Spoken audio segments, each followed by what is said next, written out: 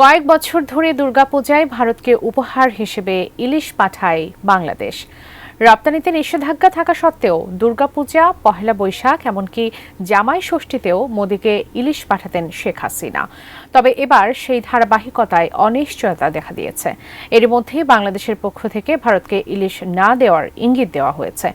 এমন অবস্থায় শোনা যাচ্ছে বাংলাদেশের কাছে আসন্ন পূজা উপলক্ষে ইলিশ পাঠানোর আবদার জানিয়েছে ভারত। আসলেই কি তাই? আর ভারত চাইলেই কি বাংলাদেশ ইলিশ দেবে? জানাচ্ছেন এসআই রাজ। হিন্দু ধর্মাবলম্বীদের সবচেয়ে বড় ধর্মীয় উৎসব দুর্গাপূজা সাধারণত আশ্বিন মাসের শুক্লপক্ষের ষষ্ঠ দিন থেকে দশম দিন পর্যন্ত 5 দিন হয় দুর্গোৎসব।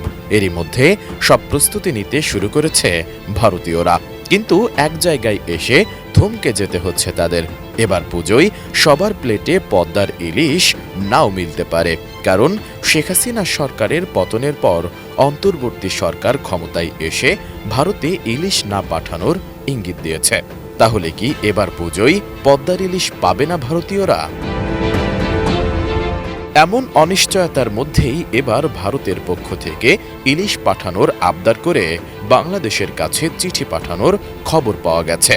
11 সেপ্টেম্বর এক প্রতিবেদনে এ তথ্য জানিয়েছে হিন্দুস্তান টাইমস।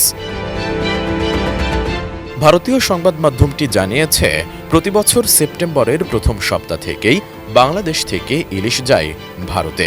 তবে এবার ইলিশ যাবে কিনা তা নিয়ে প্রশ্ন উঠেছে। 250-টিরও বেশি ডিজাইন অপশন নিয়ে ওয়ালটন স্মার্ট ফ্রিজ, বোঝে আপনার প্রয়োজন।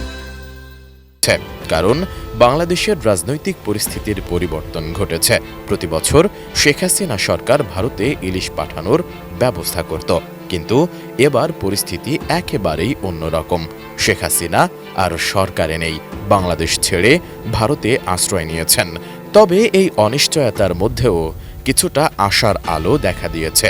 ফিশ ইম্পোর্টার অ্যাসোসিয়েশন ইলিশ রপ্তানির জন্য আবেদন জানিয়েছে বাংলাদেশ সরকারের কাছে।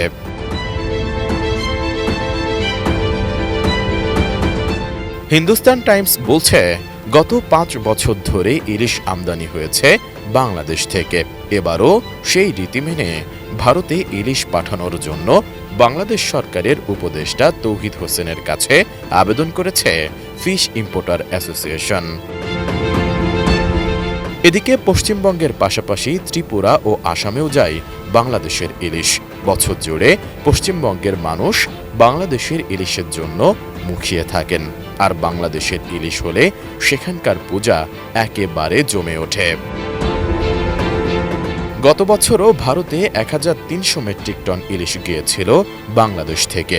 তবে এবার কতটা ইলিশ ভারতে যাবে বা আদেও যাবে কিনা তা নিয়ে এখনো কোনো নিশ্চয়তা মেলেনি।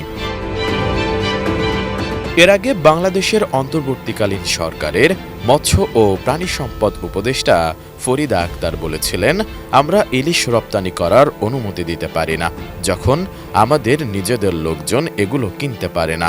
শেখ হাসিনার আমলে পূজার আগে পশ্চিমবঙ্গে টনকে টন ইলিশ গেলেও এবার আর যাচ্ছে না। তাই পূজার আগে ভারতের বাজারে ইলিশের ঘাটতি দেখা দিয়েছে এবং সেই সাথে ইলিশের দামও বেড়েছে।